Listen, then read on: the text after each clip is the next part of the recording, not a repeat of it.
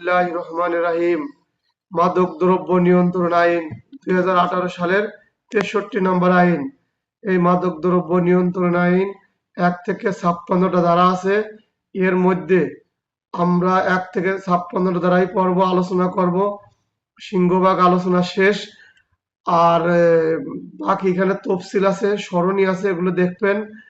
আর মাদক দ্রব্যের চেয়ে এমসিকিউ আসতে পারে, 2-3টে আসতে পারে। প্রশ্ন এটা আসতেও পারে, নাও পারে। এরকম মাইনার এক দুই ইদানিং আসতেছে, আগে তো মাইনার এক মিলিয়ে একটা প্রশ্ন আসতো, ইদানিং তো অনেকেই আসে। তাহলে মাদক দ্রব্য নিয়ন্ত্রণ আইন 2018 সালের 63 নম্বর আইন। একে আসছে লগে সংক্ষিপ্ত শিরোনাম বা প্রবর্তন। এক হচ্ছে সংক্ষিপ্ত শিরোনাম বা প্রবর্তন। দুই হচ্ছে সংজ্ঞা। দুইয়ের দুই হচ্ছে অ্যাগনিস্ট। দুই হচ্ছে অ্যাগনিস্ট। দুইয়ের চার হচ্ছে অ্যালকালয়েড। দুইয়ের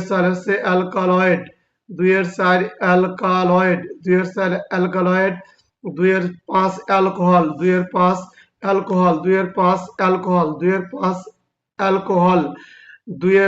দুইয়ের হচ্ছে লেগে ছয় আইসোমার।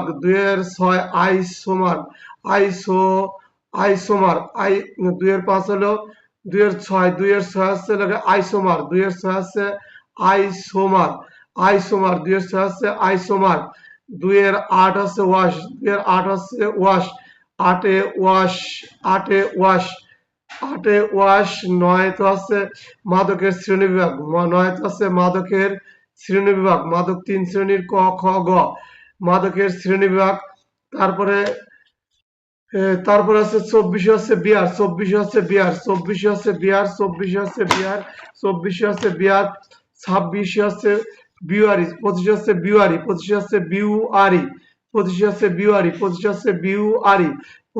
বিউয়ারি। 29 হচ্ছে মাদক দ্রব্য। 29 মাদক দ্রব্য। 31 মাদকাসক্ত। 32 মাদকাসক্ত নিরাময় কেন্দ্র বা মাদকাসক্ত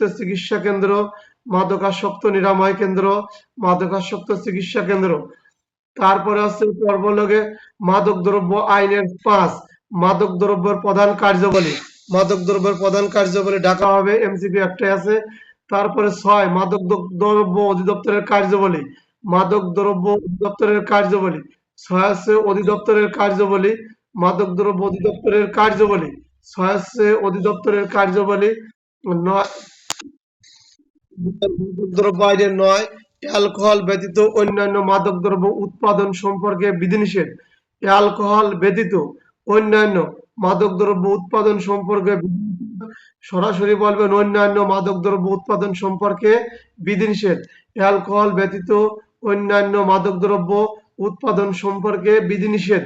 তারপরে 10 9 এর পরে আছে 10 হচ্ছে লেগে অ্যালকোহল উৎপাদন সম্পর্কে বিধিনিষেধ। 10 হচ্ছে অ্যালকোহল উৎপাদন সম্পর্কে বিধিনিষেধ। কি ব্যাপার, 2-3 জন কাটিয়ে গেল কেন? নেটের সমস্যা নাকি? আমার এখানে তো ঠিক আছে। অ্যালকোহল উৎপাদন সম্পর্কে বিধিনিষেধ। 10 হচ্ছে অ্যালকোহল উৎপাদন সম্পর্কে বিধিনিষেধ। 11 হচ্ছে অ্যালকোহল পান সম্পর্কিত বিধিনিষেধ। 11 হচ্ছে অ্যালকোহল পান সম্পর্কিত বিধিনিষেধ। 11 হচ্ছে অ্যালকোহল পান সম্পর্কিত বিধিনিষেধ। 11 হচ্ছে অ্যালকোহল পান সম্পর্কিত বিধিনিষেধ। তারপরে আছে 12 আছে মাদক দ্রব্য ব্যবস্থাপত্র সম্পর্কে বিধিনিষেধ। মাদক দ্রব্য ব্যবস্থাপত্র সম্পর্কে বিধিনিষেধ। 12 আছে মাদক দ্রব্য ব্যবস্থা মানে চিকিৎসার ক্ষেত্রে যে বিধিনিষেধ আছে সেই সম্পর্কে 12। 13 হচ্ছে মাদকের লাইসেন্স। 13 হচ্ছে লাইসেন্স মাদকের লাইসেন্স। 13 হচ্ছে লাইসেন্স মাদকের লাইসেন্স। 13 হচ্ছে লাইসেন্স মাদকের লাইসেন্স। তারপরে 14 হচ্ছে লাইসেন্স প্রদানের ক্ষেত্রে বিধিনিষেধ। 14 হচ্ছে লাইসেন্স প্রদানের ক্ষেত্রে বিধিনিষেধ। 14 হচ্ছে লাইসেন্স প্রদানের ক্ষেত্রে বিধিনিষেধ। 14 হচ্ছে লাইসেন্স প্রদানের ক্ষেত্রে বিধিনিষেধ। 15 হচ্ছে লাইসেন্সের শর্ত ভঙ্গের বিরুদ্ধে ব্যবস্থা। লাইসেন্সের শর্ত ভঙ্গের বিরুদ্ধে ব্যবস্থা। মাদক দ্রব্য নিয়ন্ত্রণ আইন 2018 সালের 15 নম্বর ধারা হচ্ছে লাইসেন্সের শর্ত ভঙ্গের বিরুদ্ধে ব্যবস্থা। লাইসেন্সের শর্ত ভঙ্গের বিরুদ্ধে ব্যবস্থা। লাইসেন্সের শর্ত ভঙ্গের বিরুদ্ধে ব্যবস্থা। তারপরে 16 আছে লাইসেন্স বাতিল। 16 আছে লাইসেন্স বাতিল, যদি মাদকদ্রব্য আইনে দণ্ডিত হয় তখন লাইসেন্স বাতিল হয়। কিভাবে হয় ব্যাখ্যা ছিল। আর 17 আছে লাইসেন্স সাময়িক সময়ের জন্য স্থগিত করা।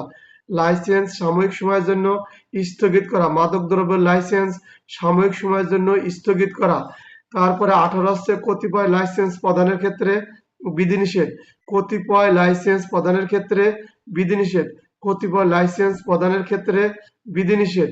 কতিপয় লাইসেন্স প্রদানের ক্ষেত্রে বিধিনিষেধ। এরপর আসছে 19 মাদকদ্রব্যের দোকান বা পানশালা সাময়িক সময় বন্ধ বা স্থগিত রাখা। মাদকের দোকান বা পানশালা সাময়িক সময় বন্ধ বা স্থগিত রাখা। পুলিশ কমিশনার বা পুলিশ অফিসার কখন মাদকের দোকান বা পানশালা সাময়িক সময় বন্ধ বা স্থগিত রাখতে পারেন? প্রশ্ন আসতে পারে, এটা খুবই ইম্পর্টেন্ট। অধ্যায় 4 মাদকদ্রব্য প্রতিরোধের ক্ষমতাসমূহ। অধ্যায় 4 মাদকদ্রব্য প্রতিরোধের ক্ষমতাসমূহ। 20 মাদকদ্রব্য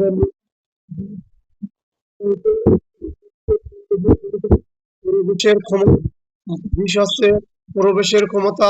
মাদকের যেখানে যেখানে দোকানপাট আছে সেখানে প্রবেশ বা তল্লাশি করবে, সেখানে প্রবেশের ক্ষমতা মহাপরিচালকের। এগুলো আসবেন না। প্রকাশ্যে বা যানবাহন গ্রেপ্তার প্রকাশের ক্ষমতা।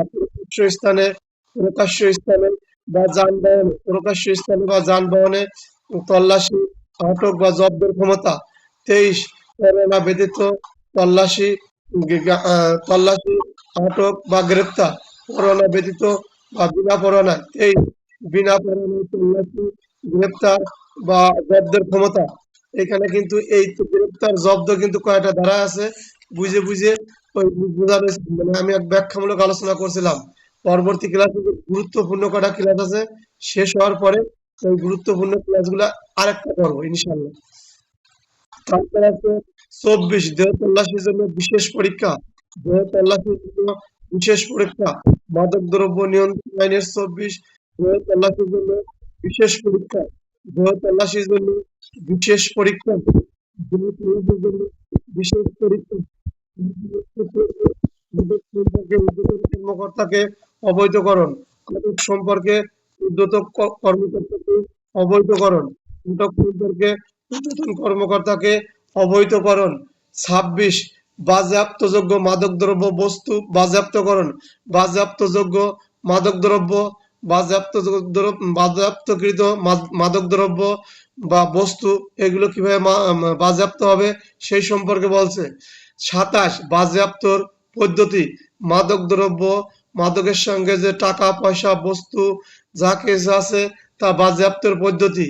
মাদকদ্রব্যের সাথে যে সমস্ত জিনিস থাকবে, দ্রব্য বস্তু টাকা বক্স মোড়ক সবগুলো বাজেয়াপ্তর পদ্ধতি।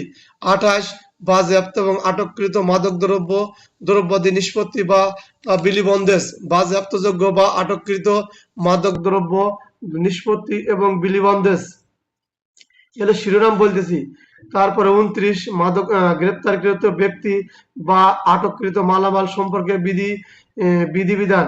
গ্রেপ্তারকৃত ব্যক্তি বা আটককৃত মালামাল সম্পর্কে বিধিবন্দেজ। তারপরে 30 মহাপরিচালক ইত্যাদি তদন্তের ক্ষমতা।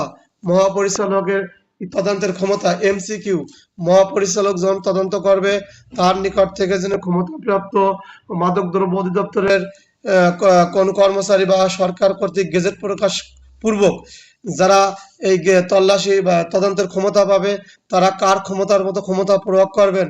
পুলিশ কমিশনার, পুলিশের ডিআইজি, পুলিশের আইজি, থানার ভারপ্রাপ্ত কর্মকর্তা। লিখবেন থানার ভারপ্রাপ্ত কর্মকর্তার ক্ষমতা মতো ক্ষমতায় প্রয়োগ করতে পারবেন। এমসিকিউ, এই একটা গুরুত্বপূর্ণ এমসিকিউ, এটা মনে রাখবেন। মাদক দ্রব্যের মহাপরিচালক যতই তদন্ত করুক, তল্লাশি করুক, তার ক্ষমতা থানার ভারপ্রাপ্ত কর্মকর্তার মতোই হবে, এর বেশি হবে না। এরপরে চলে যাওয়া হচ্ছে মাদক দ্রব্য। এখন আলোচনা করব মাদক দ্রব্য নিয়ন্ত্রণ আইন 2018 সালের 63 নম্বর আইনের 31 ধারা মামলার তদন্তের সময়সীমা। মামলা তদন্তের সময়সীমা সাধারণত ফৌজদারি কার্যবিধি আইনেই মামলা তদন্ত কার্যক্রম হয়। এছাড়া যে সমস্ত মাইনর অ্যাক্টে আমরা তদন্ত পাবো, এই তদন্তের সময়সীমার এই দিনক্ষণগুলো একটু মনে রাখবেন। এটি এমসিকিউতে আসবে, আবার এর প্রশ্নটাও আসতে পারে, এটাও গুরুত্বপূর্ণ। মাদকদ্রব্য নিয়ন্ত্রণ আইন মামলার তদন্তের সীমা যদি 1 2 করে পড়ি, একের ক খ গ, একের ক রোমান সংখ্যা 2, ওইভাবে যদি আমরা পড়ি, আমরা ওভাবে লিখতে মনে হয় পারবো না, মনেও থাকবে না। তাতে সহজ হয় যদি 31-এর 1-এ পড়েন এরকম অপরাধ সংগঠনের সময় আসামি যদি অপরাধ, এখন আমি আলোচনা করতেছি মামলার তদন্তের সময়সীমা, খুব খেয়াল করবেন। প্রথমে একটু বড় করে বলবো, তারপরে ছোট করে কব। প্রথমে আছে 31-এর 1 করে পড়বো, সহজ করে দিন। আমরা হলো সহজের জন্য এই জায়গায় বসে সবাই আলোচনা করি, তাছাড়া বইটি তো আছে, বইয়ের মতোই যদি পড়বো তাহলে আর এই ক্লাসেই বসে কি লাভ, আর আমরা তাহলে বই তো প্রিন্ট করে দিয়ালেই হতো, সেই সুযোগ নাই। আমরা কতটুকু জানি পারি সেইটুক সম্পর্কে স্যাররা জানতে চায়। তাহলে মাদক দ্রব্য 31-এর 1 লিখবেন। অপরাধ সংগঠন হওয়ার সময় আসামি যদি হাতে নাতে ধরা পড়ে তাহলে 30 কার্য দিবসের মধ্যে সময় পাবেন। তদন্তকারী কর্মকর্তা যদি মাদক দ্রব্য কোনো লোক অপরাধে ধরা পড়ে যায় হাতে নাতে, ধরেন চেক করতে যাওয়ার সময় বা হাতে নাতে কোনো মাদক দ্রব্য মাদকাসক্তি ব্যক্তির আমরা গ্রেপ্তার করে ফেলাইছি, তখন মামলা হয়। মামলা কিন্তু একজন করে, আরেকজন তদন্ত করে।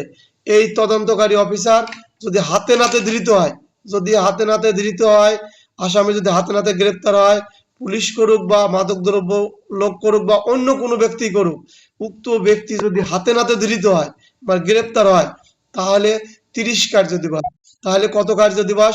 30 কার্য দিবসের মধ্যে শেষ করবে। আর যদি হাতে নাতে ধৃত না, আসামি যদি পলাতক থাকে তাহলে 60 কার্য দিবস। আসামি পলাতক থাকলে 60 কার্য দিবস, সহজ। আসামি যদি হাতে নাতে ধরা হয় 30 কার্য দিবস, আর যদি পলাতক থাকে ডবল 60 কার্য দিবস। 2 মনে রাখবেন, 31-এর 1 হচ্ছে 30 দিন 30 কার্য দিবস, 2 হচ্ছে 60 কার্য দিবস। 1 হচ্ছে হাতে নাতে গ্রেপ্তার হলে 30 কার্য দিবস, 2 যদি পলাতক থাকে 60 কার্য দিবস। তিনি কি বলছে? কিছু আসামি হাতে নাতে গ্রেপ্তার হয়েছে, কিছু আসামি পলাতক আছে। আমি আর হরজত হাতে নাতে গ্রেপ্তার হয়েছি, আমাদের সাথে জয় পলাতক আছে। এরকম মামলার ক্ষেত্রে তদন্তকারী কর্মকর্তা 60 কার্য দিবস সময় পাবেন। কত কার্য দিবস? 60 কার্য দিবস সময় পাবেন। তাহলে আমি আর হরজত যখন হাতে নাতে মাদক সহ ধরা পড়ছি, আমাদের জন্য তদন্তকারী কর্মকর্তা প্রথম সময় পাচ্ছে 30 কার্য দিবস। এবং আমার আর হরজত এবং জয়রে ধরতে পারে নাই, কেউ ধরা পড়ে নাই, তখন এই মামলা তদন্তকারী কর্মকর্তা 60 কার্য দিবস সময় পাবে। 60 কার্য দিবস সময় পাবে। এরপরে বলতেছে আমি আর হরজত ধরা পড়ে গেছি মামলায় মাদক দ্রব্য, কিন্তু জয় পালা গেছে, যার কারণে এই তদন্তকারী কর্মকর্তা 60 কার্য দিবস সময় পাবে। তাহলে প্রথমে 30 কার্য দিবস, তারপরে 60 কার্য দিবস, তারপরও 60 কার্য দিবস। এই নির্দিষ্ট সময়ের মধ্যে তদন্ত শেষ করতে না পারলে তারপরে আরো 15 কার্য দিবস সময় বেশি পাবেন। এই নির্দিষ্ট সময়ের মধ্যে তদন্তকারী কর্মকর্তা সময় শেষ করতে না পারে, উপযুক্ত সময়ের মধ্যে যদি তদন্ত শেষ করতে না পারে, তাহলে তদন্তকারী কর্মকর্তা আদালতের অনুমতি নেওয়া বা নিয়ন্ত্রণকারী কর্মকর্তার অনুমতি নেওয়া আরো 15 কার্য দিবস সময় পাবেন। তাহলে প্রথমে পাইছে হাতে নাতে গ্রেপ্তার নগদে 30 কার্য দিবস, হাতে নাতে গ্রেপ্তার নাই বাকিতে বেচা কিনা, সেইটা হলো 60 কার্য দিবস। কিছু টাকা দিয়ে নগদে বেচা কিনা করছে, কিছু বাকি রাখছে, 60 কার্য দিবস। মানে আসামি অর্ধেক ধরা পড়ছে বা 1 2 জন ধরা পড়ছে, 1 2 জন বাইরে আছে, 60 কার্য দিবস। এই নির্দিষ্ট সময়ের মধ্যে তদন্ত কর্মকর্তা তদন্ত শেষ করতে পারে নাই, তখন তিনি আদালতের নিকট থেকে আরো 15 কার্য দিবস বা নিয়ন্ত্রণকারী কর্মকর্তা কর্তৃপক্ষ আরো 15 কার্য দিবস সময় বৃদ্ধি করে দেবেন। এই সময়ের মধ্যে যদি তদন্ত করা শেষ করতে না পারে, তাহলে তদন্ত শেষ হওয়ার 24 ঘন্টা পূর্বেই, কত ঘন্টা পূর্বে? তদন্ত প্রথম কর্মকর্তা তদন্ত শেষ হওয়ার 24 ঘন্টা পূর্বেই তা কি করবেন? আদালতকে অবহিত করবেন। শেষ হওয়ার 24 ঘন্টা পূর্বেই যে নির্দিষ্ট সময়ের মধ্যে তদন্ত কার্যক্রম সম্পূর্ণ করতে পারি নাই, তাহলে মামলার তদন্তের সময়সীমা, তদন্তকারী কর্তা যদি আমি হাতে নাতে ধরে তাহলে 30 কার্য দিবস 1, যদি হাতে নাতে ধৃত না হয় 60 কার্য দিবস। আসামি অর্ধেক হাতে নাতে ধরছে বা কিছু সংখ্যক হাতে নাতে ধরতে পারে নাই, পালাতক আছে, 60 কার্য দিবস। এই নির্দিষ্ট তিনটে কথা বললাম। 4 নম্বর বার, এই 4 নম্বর বার বলছে কি এই নির্দিষ্ট সময়ের মধ্যে তদন্তকারী কর্মকর্তা তদন্ত শেষ করতে পারে নাই, তখন কি করছে, আদালত 15 কার্য দিবস তার সময় দিয়েছে। আদালত 15 কার্য দিবস তার সময় দিয়েছে। এই সময়ের মধ্যে যদি তিনি না পারে, এই সময়ের মধ্যে তিনি যদি তদন্ত শেষ করতে না পারে, এই সময়ের মধ্যেও তিনি যদি তদন্ত শেষ করতে না পারে, তাহলে 24 ঘন্টা পূর্বে নিয়ন্ত্রণকারী কর্মকর্তা বা আদালত কে জানাবেন যে আমি এই সময়ের মধ্যে তদন্তকারী কর্ম শেষ করতে পারি নাই। 4 নম্বর 5-এ কি বলছে, 5 আমরা নাম্বারিং করে বলি। 5-এ হচ্ছে এরকম, এই সময় যখন না পারলো তখন আদালত বা নিয়ন্ত্রণকারী কর্মকর্তা এই তদন্তকারী কর্মকর্তা পরিবর্তন করে দেবে। এতদিন তদন্তকারী কর্মকর্তা ছিল আমাদের কাদের স্যার ছিল তদন্তকারী কর্মকর্তা, এখন পরিবর্তন করে আমাদের আয়ুব স্যার পুলিশ হেডকোয়ার্টার এর কাছে দেশে।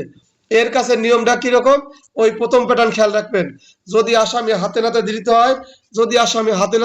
হয়, তাহলে 15 কার্য দিবস, 30-এর অর্ধেক। দ্বিতীয় তদন্ত কর্মকর্তার জন্য সবকিছু অর্ধেক হয়ে যায়।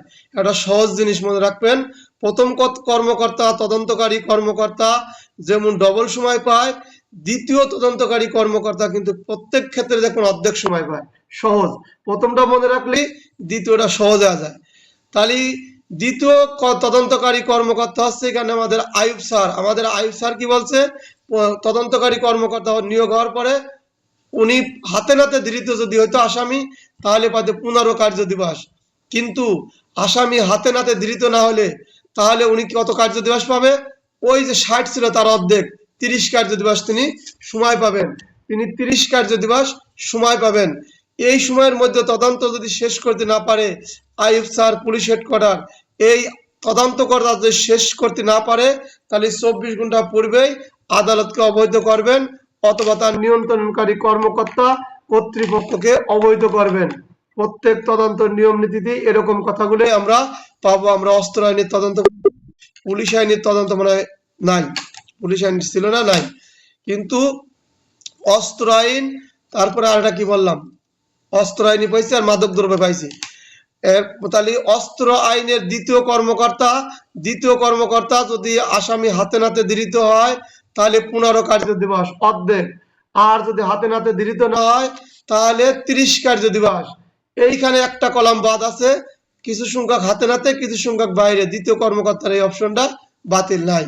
তারপরে কি বলছে, এই দুইটা সময়ের মধ্যে যদি তদন্ত কর্মকর্তার সময় শেষ করতে না পারেন, তাহলে 24 ঘন্টা পূর্বে তিনি আদালতকে অবৈধ করবেন এবং তার নিয়ন্ত্রণ কর্মকর্তাকেও অবৈধ করতে পারেন।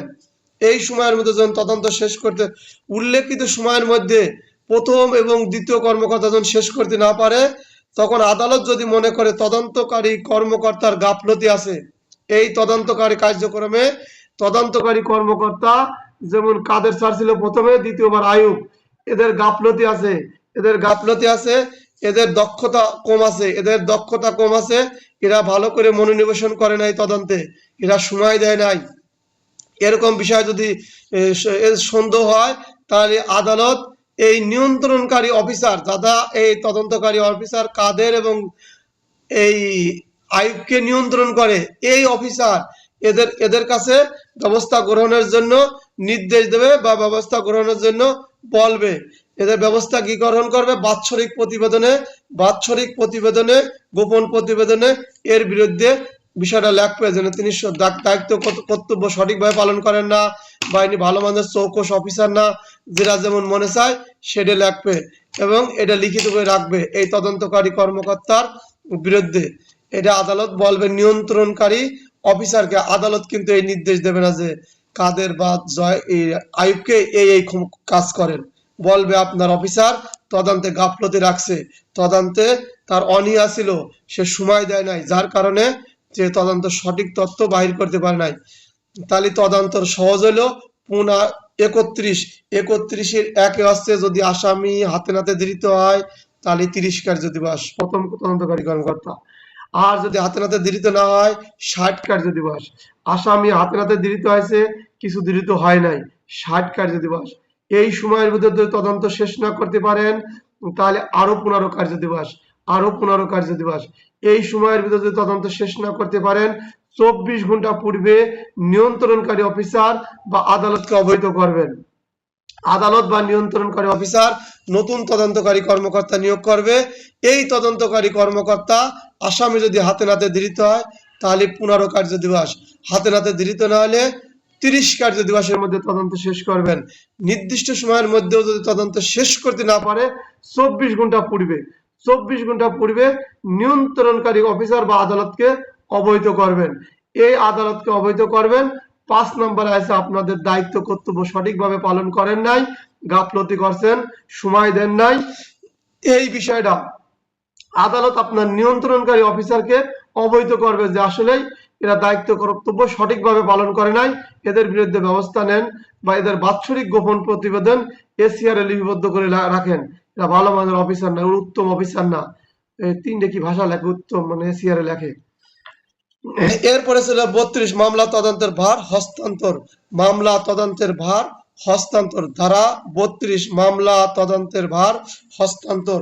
মাদকদ্রব্য অধিদপ্তর কর্তৃক রুজুকৃত, মাদকদ্রব্য অধিদপ্তর কর্তৃক রুজুকৃত মামলা অধিদপ্তর কর্তৃক তদন্ত চলাকালে, অধিদপ্তর কর্তৃক তদন্ত চলাকালে, অফিসার কর্তৃক তদন্ত চলাকালে মহাপরিচালকের লিখিত আদেশ তদন্তকারী অফিসার মামলা হস্তান্তরের ভার মামলা তদন্তের ভার হস্তান্তর করবেন। মামলা তদন্তের ভার তাহলে কি বলছে, মামলা তদন্তের ভার হস্তান্তর। মাদকদ্রব্য অধিদপ্তরের, মাদকদ্রব্য অধিদপ্তর কর্তৃক রুজুকৃত মামলা, মামলা মাদকদ্রব্য অধিদপ্তরের কর্তৃক মানে মাদকদ্রব্য যে নিয়ন্ত্রণ করে ওরা যদি মামলা রুজু করে এই তদন্ত চলাকালে, তদন্ত যখন চলতেছে মাদকদ্রব্য অধিদপ্তরের মামলা তদন্ত চলমান আছে, তদন্ত চলার কিন্তু সিস্টেম আমরা 31 পড়ে আইছি। এটা যে এটা আমাদের আসবে না, তাই অল্প করবো, বেশি বলবো না। এই মাদকদ্রব্য অফিসাররা যখন মামলা করছে, তদন্ত করতেছে অফিসার, এই অফিসার পরিবর্তন করবে। এই অফিসার পরিবর্তন কি করতে হলে কি করবে, এই মহাপরিচালক মাদকদ্রব্যের মহাপরিচালক এই লিখিত আদেশ দ্বারা তদন্তকারী অফিসার মামলার তদন্তভার হস্তান্তর করে দেবে। আপনি তদন্ত করা লাগবে না, আপনি মাদক দ্রব্যের তদন্তকারী অফিসার ধরেন কাদের স্যারের কাছে আসিল, তিনিও মাদক দ্রব্যের অফিসার, এই কাদের স্যারের কাছ থেকে নিয়ে আবার কার কাছে দেবে, আয়ুষ স্যারের কাছে দেবে। তাহলে মাদক এতটুকু, এছাড়া এই এই 32 বোঝার কিছু নাই। 33 ব্যাংকের হিসাব পরীক্ষা ও নিষ্ক্রিয়করণ, এই যে দামি দ্বারা ব্যাংকের হিসাব, ব্যাংক হিসাব পরীক্ষা এবং নিষ্ক্রিয়করণ, ব্যাংক হিসাব পরীক্ষা এবং নিষ্ক্রিয়করণ।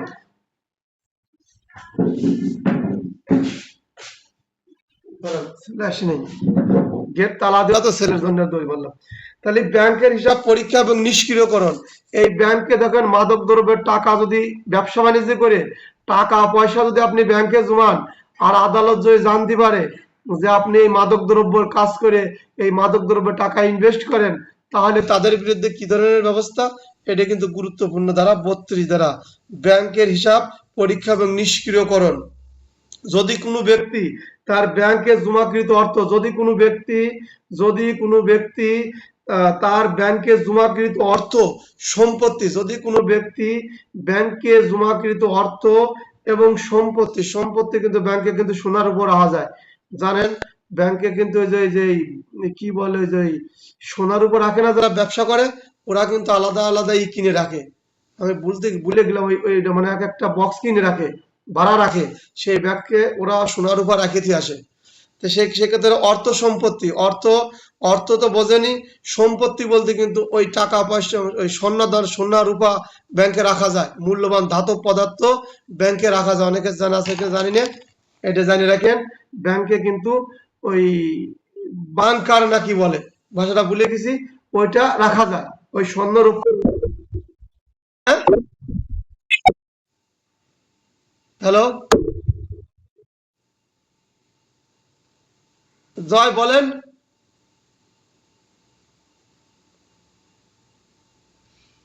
যাক, খালি ব্যাংক হিসাব পরীক্ষা ও নিষ্ক্রিয়করণ। যদি কোনো ব্যক্তি তার ব্যাংকের জমাকৃত অর্থ বা সম্পত্তি মাদক ব্যবসা করে আর আদালত যদি এটা জানতে পারে, তাহলে কি বলছে, আপনি যে টাকা পয়সা আছে এইটা ব্যাংকে জমা রাখছেন এবং স্বর্ণরূপ ব্যাংকে জমা রাখছেন, উদ্দেশ্য কি? উদ্দেশ্য হলো আপনার ওই মাদক ব্যবসা করা, উদ্দেশ্য হলো মাদক ব্যবসা করা। মনে রাখবেন, তল্লাশি পরোয়ানা আমরা কিন্তু পড়ছি, কোনো বস্তু দ্রব্য উদ্ধার করার জন্য কোনো ব্যক্তি নকল সিল, নকল স্টাম্প, এই বিষয়ে যখন কোথাও কোনো ব্যক্তি যখন আটকা থাকে, আদালত যদি জানতে পারে, তাহলে তা উদ্ধার করার জন্য তল্লাশি পরোয়ানা প্রেরণ করে। ফৌজদারি কার্যবিধি 1898 সালের 96, 98, 99 কে 100 পড়ছি না, ঠিক এরকম 33 এসে কি বলছে, যদি ব্যাংকের যে অ্যাকাউন্ট আছে ওই অ্যাকাউন্টে এমন কিছু টাকা আছে আর এমন কোন ব্যাংকের লকার আছে, লকার মনে পড়ছে, লকার, ওই লকারের আপনার স্বর্ণরৌপ্য আছে যা আপনি মাদকের ব্যবসার সাথে জড়িত, মাদকের ব্যবসার সাথে জড়িত করে ক্রয় বিক্রয় করেন, এইটি যদি আদালত জানতে পারে, তাহলে ব্যাংক হিসাব পরীক্ষা করার জন্য ব্যাংক হিসাব পরীক্ষা করতে পারে, যা মানি লন্ডারিং 2012 সালের 2 তালবাসা ধারার বিধান অনুসরণ করে। বেশি তা মনে রাখার দরকার নাই, মনে রাখতে হলে সহজ। যদি এরা কোনো ব্যক্তি ব্যাংকে টাকা জমা রাখে বা তার স্বর্ণ অলংকার জমা রাখে, যে টাকা বা স্বর্ণ অলংকার দিয়ে তিনি মাদক ব্যবসা করেন, এই ব্যাংকের হিসাব আদালত যদি জানতে পারে, পরীক্ষা করতে পারে, তলব করতে পারে, এই ব্যাংকের এই টাকা জব্দ বা বাজেয়াপ্ত করতে পারে। পরে আসেন আরো পরবার ভারবানে। তাহলে এই যে ব্যাংকে টাকা রাখলেন মাদকের ব্যবসা করে, যেই চালাকি করুক এই সুযোগ নাই, যদি আদালত জানতে পারে সেই ব্যাংকে যে টাকা তার, এই টাকাটা ব্যাংকে যে গচ্ছিত টাকা, এই টাকা দিয়ে তিনি মাদক ব্যবসা করেন, এই স্বর্ণ রৌপ্য দিয়ে তিনি মাদকের নেটে খুব সমস্যা করে। তা এইগুলো কি করে আদালত জানতে পারলে এই হিসাব, ব্যাংকের হিসাব পরীক্ষা করতে পারেন, ব্যাংকের হিসাব পরীক্ষা করতে পারেন। এই পরীক্ষা কিভাবে করবে? এটা মাদক দ্রব্যের আইনে করবে না, এটা মানি লন্ডারিং আইন 2012। তাহলে ব্যাংকের মাদকের আইন, মাদক দ্রব্য নিয়ন্ত্রণের আইনের যদি ব্যাংকের টাকা দিয়ে ব্যবসা বাণিজ্য করে, এই ব্যাংকের টাকা কোন আইন দ্বারা এটা জব্দ করবে বা পরীক্ষা করবে, এটা করে মানি লন্ডারিং আইন 2012 সালের 2 তালবাসা ধারা বা বিধান অনুসরণ করে এই আদালত এই ব্যাংকের হিসাব পরীক্ষা করবে, আসলে সে ব্যাংকে কি ধরনের, তার আয়ের উৎস কি, সে আসলে মাদকের সাথে করে কিনা। এইটা বিশাল ব্যাপার, ওটা আমাদের জানার দরকার নাই। আমরা জানবো যে আমি যে টাকা দিয়ে মাদকের ব্যবসা করি, এটা যদি ব্যাংকে রাখি, এটাও নিরাপদ না। আদালত যদি বুঝতে পারে, ওটা সিজ করে দিতে পারে, বাজেয়াপ্ত করে দিতে পারে, অনেক টাকা উঠানোর কোনো সুযোগ নাও থাকতে পারে। এতটুকু খালি জানি রাখি। তাহলে মাদক দ্রব্য শুধু টাকা না, কোনো সম্পত্তি বলতে সম্পত্তি হস্তান্তর নিষেধ। 34 দ্বারা, বেশি সময় নেব না, 34 দ্বারা সম্পত্তি হস্তান্তর নিষেধ। যদি কোনো ব্যক্তি মাদকের ব্যবসা করে, যদি কোনো ব্যক্তি মাদকের ব্যবসা করে অর্থ সম্পত্তি উপার্জন করে, যদি কোনো ব্যক্তি মাদকের ব্যবসা করে অর্থ সম্পত্তি উপার্জন করে, উক্ত সম্পত্তি ব্যাংকে জমা রাখে, আদালত যদি জানতে পারে, উক্ত সম্পত্তি হস্তান্তর নিষেধ করতে পারে। সহজ, সম্পত্তি হস্তান্তর নিষেধ। যদি কোনো ব্যক্তি মাদকের ব্যবসা করে তার উপার্জিত টাকা ব্যাংকে জমা রাখে, ওই সম্পত্তি, ওই বিষয়টা যদি আদালতে জানতে পারে, তাহলে আদালত কি করবে, ওই সম্পত্তি হস্তান্তর করা নিষেধ করে দিতে পারে, ওই সিজ করা যারা বলে, বা জব্দ করা বা খর্ব করে দিতে পারে। তাহলে মাদকের 33 কি বললাম, ব্যাংকের হিসাব কিতাব। এই 33 যারা কি করছে, ওই আদালত দেখছে যে আসলেই এই কাজটা করার টাকা পয়সা তিনি মাদকের কাজে ইনভেস্ট করেন কিনা, এটা যখন প্রমাণ করতে ফেলছে, তখন সম্পত্তি হস্তান্তর নিষেধ করে দিয়েছে আদালত 34 ধারায়। যে মাদক দ্রব্য 34 ধারা আছে, ওর সম্পত্তি যে মাদকের কাজবার করে ইনকাম করছে, এই সম্পত্তি, এই রিজালের টাকা নিষিদ্ধ, টাকা দিবা না, যতই চেক নিয়ে আসুক রিজাল আর টাকা তুলতে পারবে না। আমি ব্যাংকে যা যদি ছুটা ঘুরা একটু লাভ আছে, যে আমার টাকা দেন, আমি অ্যাকাউন্টের মালিক, বলবে মাদক দ্রব্য নিয়ন্ত্রণ আইনের 34 ধারা নিষেধ করে দিয়েছে আদালত, আপনার টাকা হস্তান্তর নিষেধ করে দিয়েছে। তাহলে কে টাকা হস্তান্তর নিষেধ করতে পারে? আদালত নিষেধ করতে পারে। কি টাকা নিষেধ করবে আদালত? আদালতের তো ক্ষমতা, সবাই তো আইনের ভিতরে, ক্ষমতা হচ্ছে আপনার এই ব্যবসা মাদক দ্রব্যের কাজে এই অর্থ ব্যবহার করছেন, ইন আউট করছেন, বা সম্পত্তিটা যে লকারে রাখছিলেন সেই সম্পত্তি হস্তান্তর করার জন্য আদালত নিষেধ করে দিয়েছে ব্যাংকের, যে সে ব্যাংক রিজাউলে আসুক আর রিজাউলের প্রতিনিধি আসুক, এই টাকা হস্তান্তর করবেন না, তাকে আর দেবেন না, বা ওই ব্যাংকে যে স্বর্ণরৌপ্য রাখা আছে ওগুলো হস্তান্তর করবেন না। যখন ডিভিশন দেবো যায়, এর পরবর্তী ডিভিশনে হাজার হাজার প্রশ্ন বলবো, যত মানে প্রত্যেকটা তারতে এমসিকিউ আর প্রশ্ন। প্রাথমিকভাবে ওই সময় আরো লোক থাকবেন বেশি, হয়তো আমাদের আর 2 মাস হলেই 2 থেকে আড়াই মাস পরে আমাদের এই প্রথমবার শেষ হয়ে যাবে ইনশাল্লাহ।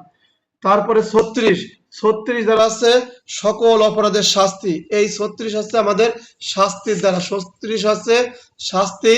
অধ্যায় হলো 6, অধ্যায় 6 অপরাধ এবং দণ্ড, অপরাধ এবং দণ্ড সম্পর্কিত। এইখানে সরণি আছে, সরণি আপনারা দেখে নেবেন। আর সরণি নিয়ে বেশি পেঁচাপেচি করতে গেলে অনেক কিছু ছুটে চলে যাবে, এটা তাৎক্ষণিক মনে রাখবেন। এটা যে পরিমাণ কম বেশি, কোন কোন গাঁজা, যেগুলো দেখুন গ আর ক খ, ক ক খ গ, হ্যাঁ, এই গ আমি যেটা বুঝি আর কি, খ আর গ অর্থে মাদক গুলো খুব দুর্বল, ওইগুলো মনে রাখবেন। আর যেগুলো হাডি হাডি ওইগুলো মনে রাখলেন না, যে হাডিটা তাহলে কতে আছে, আর দুর্বল গুলো এই খ আর গতে আছে। আমি এরকম করে মনে করি এমসিকিউ গুলো করতাম, দুনিয়ার কথা ওর ভিতরে, ও তো মনে রাখা মামলা দেয় ছাড়ারা দেখছি ওই বইকেন বাই করে ওই সরণি টরণি মিলে মিলে দেয়, সবসময় মুখস্থ করে দেওয়া যায় না। তাহলে এখন আসেন, এখন শাস্তি দণ্ড, অপরাধের শাস্তি অধ্যায় 6 অপরাধের শাস্তি 36 দ্বারা। 36-এর 1-এ কি বলছে, সহজ করে পড়বো। 36-এর 1-এ বলছে মাদক দ্রব্য নিয়ন্ত্রণ আইনের 9 এবং 10 ধারার বিধান যদি লঙ্ঘন করে। মাদক দ্রব্য নিয়ন্ত্রণ আইনের 9 আর 10-এ কি বলছিলাম, 9-এ পড়ছিলাম অ্যালকোহল ব্যতীত অন্যান্য মাদক দ্রব্য সম্পর্কে বিধিনিষেধ, আর 10-এ পড়ছিলাম অ্যালকোহল ব্যতীত অ্যালকোহল উৎপাদন সম্পর্কে বিধিনিষেধ, অ্যালকোহল উৎপাদন সম্পর্কে বিধিনিষেধ। এই দুই বিধিনিষেধ যখন অমান্য করছে, 9 এবং 10 ধারার বিধান যদি কেউ অমান্য করে, তাহলে তার শাস্তি 36-এর 1, তার শাস্তি 36-এর 1। ওইটা হলো আপনাকে আমাকে বলছে 36-এ আপনারা এই কাজ করবেন না, এই কাজ করলে শাস্তির আওতায় আসবেন। তা আমরা যখন ওই কাজ করে ফেলছি, লাইসেন্স পাস পারমিট ব্যতীত 9 মাদকদ্রব্য নিয়ন্ত্রণের 9 এবং 10 ধারার পাস পারমিট ব্যতীত অ্যালকোহল ব্যতীত এবং অ্যালকোহল উৎপাদন তৈরি রূপান্তর যে বিধিবিধান আমরা পড়ছিলাম সেগুলো ভায়োলেট করছি, সেই সময় মাদকদ্রব্য নিয়ন্ত্রণ আইন 36-এর 1-এ তার শাস্তি হবে পরিষ্কার, সে কারাদণ্ডে দণ্ডিত হোক আর জরিমানা দণ্ডে দণ্ডিত হোক হবে। এরপর আছে 2, যদি কোনো ব্যক্তি একবার একই অপরাধে, যদি কোনো ব্যক্তি একবার অপরাধ করে, করার পরে দ্বিতীয়বার অপরাধ করেছে, যদি কোনো ব্যক্তি একবার করার পরে দ্বিতীয়বার অপরাধ করে, তার শাস্তি যদি মৃত্যুদণ্ড এবং যাবজ্জীবন কারাদণ্ড দণ্ডিত না হয়, তাহলে তিনি সর্বোচ্চ কারাদণ্ডের দ্বিগুণ দণ্ডে দণ্ডিত হবেন।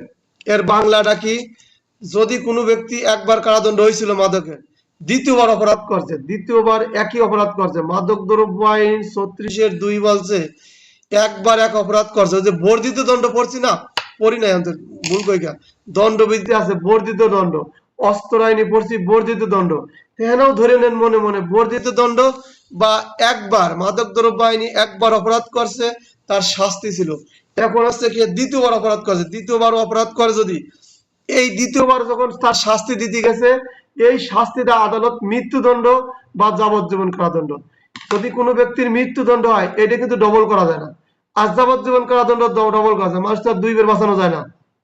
এই দুটো ব্যতীত, এই মৃত্যুদণ্ড আর যাবজ্জীবন কারাদণ্ড ব্যতীত তার দণ্ডের দ্বিগুণ দণ্ড, মাদক দ্রব্য অপরাধের যে অপরাধের দণ্ড আছে এই দণ্ডের দ্বিগুণ হবে, এই দণ্ডের দ্বিগুণ দণ্ড হবে, মানে বর্ধিত দণ্ডই পড়বেন। কিন্তু মাদক দ্রব্যের পরিমাণ কম বেশি হওয়ার কারণে মৃত্যুদণ্ড আর যাবজ্জীবন রাখছে, যার কারণে এখানে সরাসরি বর্ধিত দণ্ড কথাটা বলে নাই। কারণ যদি মৃত্যুদণ্ড আমরা দেই, অনেকেই বলতেন মানুষকে 2 বার কি মৃত্যুদণ্ড দেওয়া যায়, মানুষকে 2 বার যাবজ্জীবন দেওয়া যায়, দেওয়া যায় না, তো ডবল করা যায় না। সেই ক্ষেত্রে এখানে এই দুটো কথা ব্যবহার করছে, মনে রাখবেন বর্ধিত দণ্ড, একবার অপরাধ করার পরে দ্বিতীয়বার মাদক দ্রব্য অপরাধ করছে, কিন্তু এর শাস্তি যেটা আসিল তার দ্বিগুণ দণ্ডের দণ্ডিত করছে, কিন্তু এই শাস্তি যদি মৃত্যুদণ্ড, যাবজ্জীবন কারাদণ্ড হয় সেক্ষেত্রে আর হবে না। মৃত্যুদণ্ড হলে একবারই হবে, যাবজ্জীবন কারাদণ্ড হলে একবারই হবে। এরপরে 3, তাহলে একই হচ্ছে এই মাদকদ্রব্য নিয়ন্ত্রণ আইনের 9 আর 10-এর অপরাধের বিধান লঙ্ঘন করলে 2 হচ্ছে বর্ধিত দণ্ড, বা প্রথমবার অপরাধ করছে দ্বিতীয়বার অপরাধ করছে, দ্বিতীয়বার যে শাস্তি দিতে গেছে প্রথমবার অপরাধের দ্বিগুণ দণ্ডে দণ্ডিত করছে, কিন্তু মৃত্যুদণ্ড আর যাবজ্জীবন কারাদণ্ড ব্যতীত করছে, ওই ক্ষেত্রে এই আইন হবে না।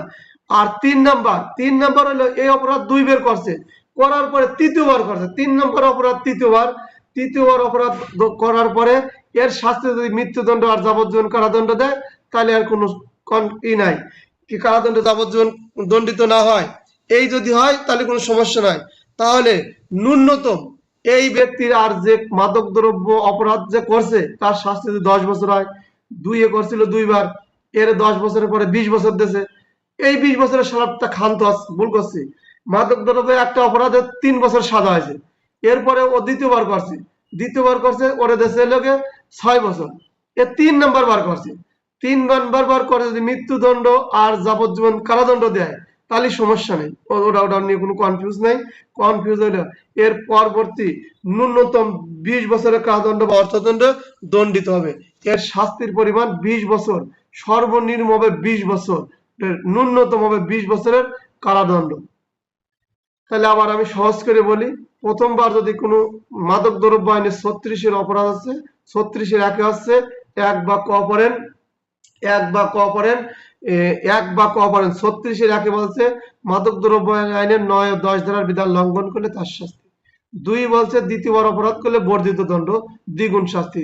3 বার হলে তৃতীয়বার মাদক দ্রব্য অপরাধ করছে, ওর সর্বনিম্ন শাস্তি দেবে 20 বছর, হারামি খুব খারাপ, 3বার অপরাধ করছে, ওর শাস্তি দিতে হবে কি কত, ন্যূনতম 20 বছর, এরকম করে বলছে।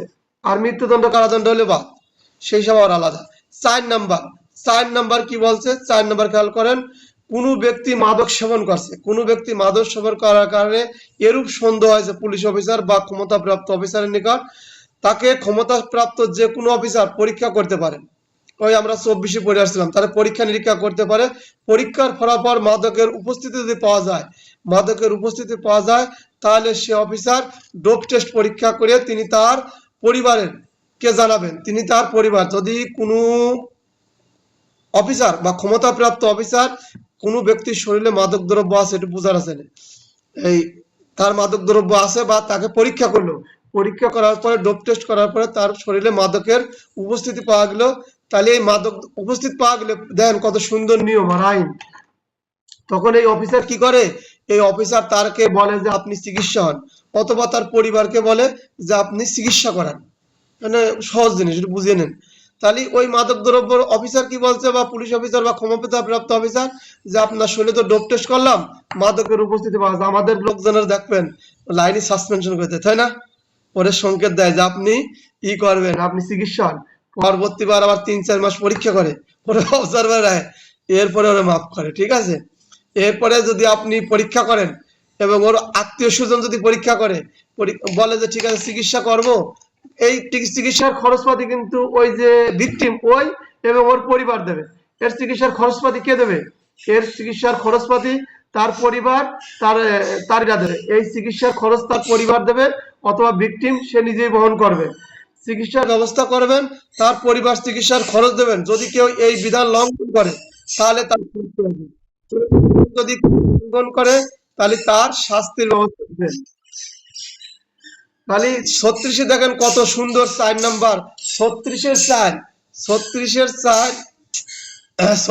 4 বলছে যদি কোনো ব্যক্তির মাদক সেবন করে সন্দেহ হয় আর ক্ষমতাপ্রাপ্ত অফিসার এই উক্ত ব্যক্তির ডোপ টেস্ট করার পরে তার শরীরে মাদক পাওয়া গেছে, মনে করেন আমি রিজাউল, আমার শরীরে পরীক্ষা করার পরে মাদক পাওয়া গেছে, উদাহরণ আমার দিয়ে দেয়, এই মাদক পাওয়া গেলে এই অফিসার কি বলবে, ঠিক আছে, এই অফিসার কি করবে, আমার সুযোগ দেবে যে রিজাউল আপনি চিকিৎসা হন, ভালো হন, অথবা পরবর্তীবারে এই মাদক একটা বাচ্চা ছেলের জুতো আটা শেখছে তো শব্দ আসতেছে, এই এই পরীক্ষা করবে এবং এই মাদক দ্রব্যে বলবে রিজাউল আপনি ভালো হন, পরবর্তী মাদক সেবন করবেন না, এই শর্ত মানে আমি চিকিৎসা হলাম, অথবা আমার টাকা পয়সা নাই, আমার বাপ মারে বললো যে তো মেন্টাল, এ তো কাজ করবে না, আমার বউ বাচ্চা স্বামী আমার পরিবারের লোকের বললো যে আপনারা চিকিৎসা করাবেন, আমার পরিবার যদি মানি নেয় চিকিৎসা করাবে, আমার পরিবার যদি মানি নেয় চিকিৎসা করাবে, আমার পরিবারের খরচ দিয়ে করাবে। কিন্তু যদি এই শর্ত মানি না নেয়, তাহলে তার ডোপ টেস্ট পজিটিভ আসলে তার বিরুদ্ধেও শাস্তির ব্যবস্থা আছে। এই যে ডোপ টেস্ট পরীক্ষা পজিটিভ আসলো, তার বিরুদ্ধে শাস্তি। কোন সময় শাস্তি দেওয়া যাবে না, এই ডোপ টেস্ট তার পজিটিভ আসলো কখন তাকে শাস্তি দেওয়া যাবে না, কখন তার শাস্তি দেওয়া যাবে, তখন এই গল্প কাহিনীরা লিখে দেবেন কখন তাকে শাস্তি দেওয়া যায়, কখন তাকে শাস্তি দেওয়া যায় না। এই ডোপ টেস্ট পজিটিভ যদি আসে, সে যদি নিজে মেনে নেয় যে আর এটা করবো না এবং সে চিকিৎসা হয়, অথবা তার পরিবারের লোকজন যদি তাকে চিকিৎসা করে, কার খরচে করবে, তার পরিবারের নিজের খরচে করবে, তাহলে আর তার কোনো শাস্তি দেওয়া যাবে না। আর যদি তার পরিবারের লোকজন এবং সে মেনে নিয়ে যায়, ডোপ টেস্ট পজিটিভ আসার কারণে তার শাস্তি দেওয়া যাবে। এই হলো 36-এর মাদক দ্রব্য নিয়ন্ত্রণ আইন 2018 সালের 63 নম্বর আইনের 36-এর বললাম। এরপরে 5 36-এর 5, যদি কোনো ব্যক্তি মাদক দ্রব্য পান করে বা সেবন করে, যদি কোনো ব্যক্তি মাদক দ্রব্য পান করে বা সেবন করে, মাতলামো করে, ঘুরে বেড়ায় বা গাড়ি চালায়, ঘোড়া ছুটে বেড়ায়, এলাকায় অশান্তি বা বিশৃঙ্খলা সৃষ্টি করে, তাহলে তার শাস্তি। তাহলে যদি কোনো ব্যক্তি মাদক দ্রব্য পান করে বা সেবন করে রাস্তায় ঘুরে ফিরে বেড়ায়, মাতলামো করে বেড়ায়, গাড়ি ঘোড়া চালা বেড়ায়, অশ্ব বা ঘোড়ার গাড়ি ছুটে বেড়ায় জোরে জোরে, তাহলে তার শাস্তি হলে গিয়ে মাদক দ্রব্য নিয়ন্ত্রণ আইনের 36। তাহলে এখন আজকে জানলেন, যদি রাস্তাঘাটে আমরা তল্লাশি করি, তাহলে মাদক দ্রব্য যদি কোনো ব্যক্তি পান করে বা সেবন করে, তাহলে কি করবে, সেবন করার পরে সে ঘুরে বেড়ায়, সে স্বাভাবিকভাবে ঘুরে বেড়ায়, দেখেন না মুখ আগে নিয়ে পরীক্ষা করে আমার পুলিশ যে সে মাদক সেবন করছে কিনা, তাহলে তারও শাস্তির ব্যবস্থা আছে। তাহলে যদি কোনো ব্যক্তি পান করে, সেবন করে, মাতলামো করে বেড়ায়, তাহলে কি করে বেড়ায়, মাতলামো করে বেড়াচ্ছে, গাড়ি ঘোড়া চালা বেড়াচ্ছে, ঘোড়া বা অশ্ব চালা বেড়াতেছে, এলাকার শান্তি শৃঙ্খলা নষ্ট করে, দেখবেন জোরে জোরে চিল্লা বেড়ায়, এটা দণ্ডবিধি আইনের কত 510 মনে আছে। মাতাল বা বেসামাল অবস্থায় রাস্তায় ঘোরাফেরা করলে এরকম বহুত জায়গা বহুত কিছু পাওয়া যাবে। যখন পুরাপুরি পর্ব দণ্ডবিধি করাই নাই, তা বারবার বলে ফেলাচ্ছি, কিছু মনে করবেন না। যদি কোনো ব্যক্তি মাদকদ্রব্য পান বা সেবন করে, মাতলামো করে বেড়ায়, ঘোরাফেরা করে বেড়ায়, গাড়ি ঘোড়া চালা বেড়ায়, এলাকার শান্তি শৃঙ্খলা নষ্ট করে, তাহলে তার শাস্তি মাদকদ্রব্য নিয়ন্ত্রণ আইনের 36-এর 5 দ্বারা। 36-এর 5 দ্বারা। তারপরে 6 হচ্ছে লেগে 2-3 দ্বারা পড়াতে সময় চলে গেলে বুঝলাম না। 6 হচ্ছে লেগে সরকারি যানবাহন ব্যবহারকারী অফিসার, আমাদের অফিসাররা বিসিএস যারা থাকে, অথবা আউটসাইড ক্যাডার, অথবা যারা ফার্স্ট ক্লাসে ভর্তি হয় পরে আবার বড় পদে গেলে, এ স্যাররা কিন্তু গাড়ি পায়, মানে যে সমস্ত স্যাররা গাড়ি পায়, ওই স্যারদের যারা গাড়ি চালায় ড্রাইভার, তাহলে ড্রাইভার সরকারি যানবাহন ব্যবহারকারী অফিসার অনুপস্থিতিতে, ওই অফিসার আর ওই গাড়িতে নাই, আমাদের স্যারেরা আমাদের গাড়িতে নাই, আমি ড্রাইভার, আমি নিজে আসলে ড্রাইভার ছিলাম, এই ড্রাইভার আমি যে গাড়ি চালালাম, স্যারের নামা দিলাম, ডিসি স্যারের নাম, আমি মাদক বহন করলাম, এতে এই মাদক বহন করার সময় যদি আমি ধরা পড়ে যাই, আপনারা কিন্তু পূর্বে আমরা ধরা পড়ে আইছিলাম, ধরা পড়লে কি হবে, ওই মাদকের এই এজাহারে কিন্তু কথাটা লেখা থাকবে যে সরকারি গাড়ি জব্দ হয়েছিল, নিয়ন্ত্রণকারী সংস্থার কাছে দিয়ে দিয়েছে, কিন্তু আমার বিচার হবে, আমি যতই সরকারি কর্মচারী হই, আমি যে মাদক বহন করছি, তাহলে সরকারি যানবাহন ব্যবহার করে যদি কোনো ব্যক্তি মাদক দ্রব্য বহন করে,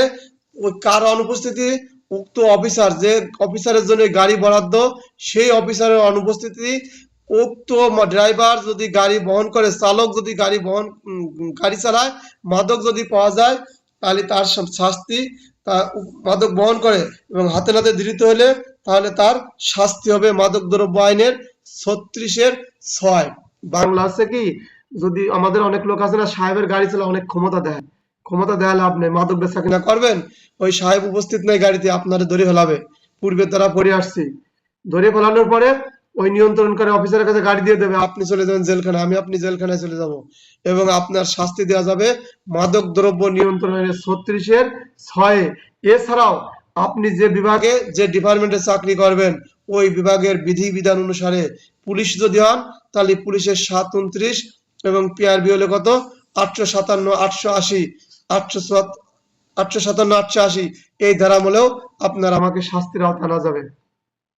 ওইটা তো আদালতে চলবেই, এটা তো আদালতে চলবেই। এছাড়াও আমাদের আরো ব্যবস্থা গ্রহণ করতে পারবে। তাহলে 36 দ্বারা চলে গেল। 36-এর 1 সংক্ষেপে বলে পারি 36-এর 1 9 এবং 10 ধারার বিধান লঙ্ঘন করলে, 36-এর 2 দ্বিতীয়বার মাদক দ্রব্য অপরাধ করলে দ্বিগুণ দণ্ডে দণ্ডিত হবে। 36-এর 3 তৃতীয়বার মাদক দ্রব্য সেবন করলে সর্বনিম্ন 20 বছর কারাদণ্ড হবে। 36-এর 4 মাদক দ্রব্য পান করছে সেবন করছে, সে যদি চিকিৎসা করে তার পরিবার যদি চিকিৎসা মানে নেয়, তার ডোপ টেস্ট করার কারণে তাহলে অপরাধ নাই। আর যদি না মানে ডোপ টেস্ট করার কারণে ধরা পড়লে তার বিচার হবে, শাস্তি হবে। 4 5 যদি কোনো ব্যক্তি মাদক দ্রব্য সেবন বা পান করে রাস্তায় ঘোরাফেরা করে, শান্তি শৃঙ্খলা নষ্ট করে, তাহলে তার শাস্তি 5 6 সরকারি কর্মচারী যদি সরকারি যানবাহন ব্যবহার করে যদি কোনো মাদক দ্রব্য ব্যবহার করে তার অফিসারের অনুপস্থিতি, তাহলে তার শাস্তি হলো 36। এরপরে চলে যায় 37। 37 হচ্ছে মাদক দ্রব্য নিয়ন্ত্রণ আইনের 37 মাদক দ্রব্য উৎপাদন ব্যবহারযোগ্য যন্ত্রপাতি ওয়াশ উপকরণ রাখার শাস্তি। তাহলে কি বলছে 37 মাদক দ্রব্য উৎপাদন করতে যে যন্ত্র আমরা কিন্তু পড়ছিলাম বিয়ার বিওয়ারি, তারপরে ওয়াশ, তারপরে আইসোমার্ক, এগুলো তৈরি করে গজা করতে যে সমস্ত উপকরণ লাগে, যন্ত্রপাতি লাগে, কারখানা, এই সমস্ত মাদক দ্রব্য উৎপাদন ব্যবহারের কোনো যন্ত্রের যে কোনো একটা অংশ ওয়াশ করার জন্য উপকরণ রাখা হয় তার শাস্তি। এই সমস্ত জিনিস রাখলে তার শাস্তি হচ্ছে মাদক দ্রব্যের 37 দ্বারা এবং 38 দ্বারা। আর একদিন ক্লাস নিয়ে শেষ করবো, এটা বোঝার তেমন কিছু নাই। 38 হলো মাদক দ্রব্য অপরাধ করার জন্য বাসস্থান অথবা যানবাহন ব্যবহার করা দেওয়ার শাস্তি। মাদক দ্রব্য যারা ব্যবসা করে এই ব্যবসার কাজ আশ্রয় দেয় দণ্ডবিধি আইনের 52 কতে আশ্রয় দেন না, 52 ক আশ্রয় দেন। ঠিক এই মাদক দ্রব্যতে বলছে 38 আপনি আশ্রয় দিলেন, আশ্রয় বাসস্থান যানবাহন খাদ্য পানি এই সমস্ত জিনিস দিয়ে যদি আপনি আশ্রয় দেন তাহলে তার শাস্তি হলো 38 দ্বারায়। শুধু জেনারেল ডায়েরি 37 154 55 পড়ে মাথা নষ্ট করবেন না। দেখেন এই 38 আশ্রয় দান, এইখানে যদি আপনি 52 কম মারতে পারেন অবশ্যই নাম্বার বেশি আছে, পড়ার বিষয় আছে, বুঝে পড়ার বিষয় আছে। তালিকাছে মাদক দ্রব্য অপরাধ করার জন্য আপনি বাসস্থান দেবেন না, যানবাহন দেবেন না, টাকা দেবেন না, চিকিৎসা দেবেন না, তারপরে অন্য ভাবে হেল্প করবেন না, ব্যাংক অ্যাকাউন্ট দিয়ে হেল্প করলেন, ফোন করে হেল্প করে দিলেন, এই কাজগুলো করবেন না। এই আশ্রয় দান বা সহায়তা করার শাস্তি হলো 38 দ্বারা। এই শাস্তি কিরা, আমি মাদকের ব্যবসা করি, আমার সহায়তা করছে কাদের স্যার, এই সহায়তা করার জন্য কাদের স্যার আমার উনি শাস্তি হবে 38 দ্বারায়। এরপরে 39 হয়রানিমূলক তল্লাশি করার শাস্তি। হয়রানিমূলক তল্লাশি করার শাস্তি জনগুরুত্বপূর্ণ, ব্যাখ্যা সহকারে বলবো কালকে, আজকে বলবো না, কালকে এটা আমি লিখে রাখলাম, এটা ভালো বোঝার আছে, বুঝছেন? কালকে হয়রানিমূলক তল্লাশি করার শাস্তি কালকে আলোচনা করব। 40 পর্যন্ত শেষ। 40 অর্থ যোগানদাতা মদকদাতা এবং পৃষ্ঠপোষকতা করার শাস্তি। অর্থ যোগানদাতা মদকদাতা এবং পৃষ্ঠপোষকতা মাদক দ্রব্যে আপনি লোক ফিট করলাম যে তুমি এই ব্যবসা করো আমি অর্থ দেবো, আরেকজন মাদকের যোগান দেয়, আরেকজনের পৃষ্ঠপোষকতা করে, যা কিছু আছে ক্ষমতা আমি দেখে নেবো, কোর্ট কাছারি আদালত যা আছে আমি দেখে নেবো, এটা পৃষ্ঠপোষকতা করা বলা হয়। আর মদতদাতা ঠিক আছে কর আমি আছি, তোর মাদক কিভাবে ম্যানেজ করতে আমি দেখবো। আর যোগানদাতা যিনি মাদক সরবরাহ করেন, এই সমস্ত ব্যক্তিও মাদক দ্রব্য নিয়ন্ত্রণ আইনের 40 দ্বারা শাস্তির আওতায় পড়বে। আগামী শুক্রবার আল্লাহ যদি বাঁচা রাখে সুস্থ থাকি ইনশাল্লাহ মাদক দ্রব্য নিয়ন্ত্রণ আইনের 50টি এমসিকিউর প্রশ্ন নেব, 50টি এমসিকিউর প্রশ্ন উত্তর করব। কাল 39 ধারার থেকে আলোচনা করব, 39 ধারার থেকে আলোচনা করে কালকে শেষ হয়ে যাবে ইনশাল্লাহ। আর বেশি পড়া এটা শাস্ত্রী তো, বেশি কিছু লাগবে না।